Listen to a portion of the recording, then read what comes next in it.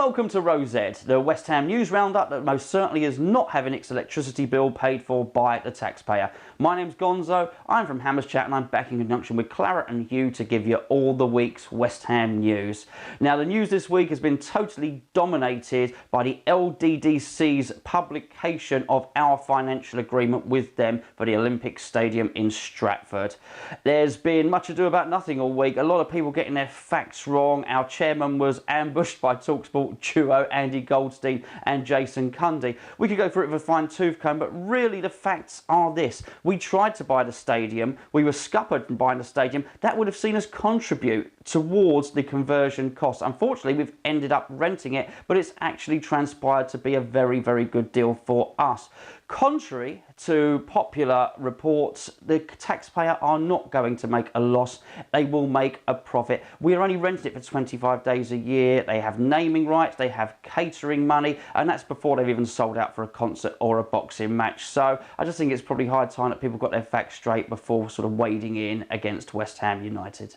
One aspect in particular really caught my attention from that report, and that was there seems to be a ratcheted system whereby our owners will have to pay what seems to be a commission to the taxpayer should they decide to sell up.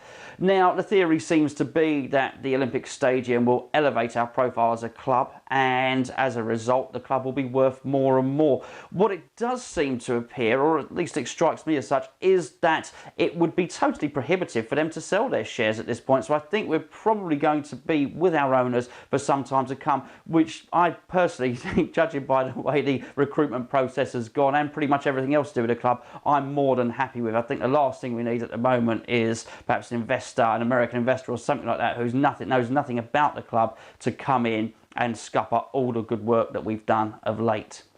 In terms of the news on the playing side of things, well, Sakho has pretty much dominated. There's a lot of rumour and counter-rumour about exactly what has happened. The official line from the club is that he has an injury, but I think it's common knowledge that there was some form of disagreement about his availability or selection in the team to play Arsenal a couple of weeks ago. Now, he didn't feature against Arsenal, he didn't feature against Manchester United in the Cup, which is a shame because we really could have done with him then, and of course he's not featured most recently against Leicester. Now, no decision has been made by the club on this, and they have assured Claret and Hugh that any final decision on the player will be made by Slaven Bilic and Slaven Bilic alone. In essence, it's his call entirely. Another striker who is definitely on his way out of the club in the summer is Emmanuel Emenike. Now, he is on a loan deal from Fenerbahce, which finishes very, very soon. He's going back. The deal will not be made permanent. The other striker in the news, probably more for his performances than anything else, has been Valencia. The 12 million acquisition from Ecuador has proved to be a little bit hit and miss, if the truth be known. And it's rumoured that if a bid were to come in that was acceptable, then the club would probably look to let him go. It's unfortunate because he started extremely well, but it's not really worked out for him at West Ham, and it looks as though a new striker will be coming in during the summer. This week, Claret and Hugh spoke exclusively to West Ham goalkeeping legend Phil Parkes. Now, when asked about our current goalkeeping situation, Phil was of the opinion that he couldn't really split our two keepers, and I think many of us are of the same thinking.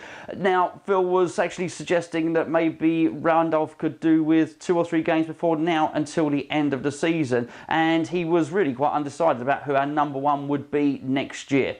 While we're on the subject of Phil himself, Tony Gale and Alan Devonshire are holding a charity evening on the 14th of May at the Luckley Oldfield School in Wokingham. Tickets are 20 quid each, and if you go along, it'll be an evening of the trio regaling us with stories of past glories, and of course there'll be an opportunity to take a selfie or two, meet the guys themselves, and enjoy a couple of drinks while we learn a little bit of the inside information about what happened back under John Lyall's reign. Now take a look at this cheeky little rascal here. This is the son of Claret and Hugh Forum Facebook member Dave Evans. Now, he's actually on the books of Cardiff City, and Cardiff City's boys team this week had a series of friendlies announced.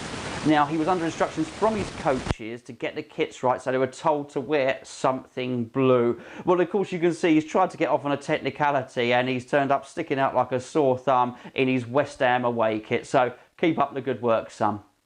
Right, that's about it from me. Don't forget to tune in at the start of the week to More Than Just a Podcast, where Sean will take you through all the nitty gritty of the week's events. You can join us on our free forum, hammerschat.boards.net, and don't forget to keep your eyes peeled for the weekly, daily and hourly news on claretandhugh.info. If there's anything West Ham related, it's going to be on there and you won't miss it. Until next time, thanks for watching.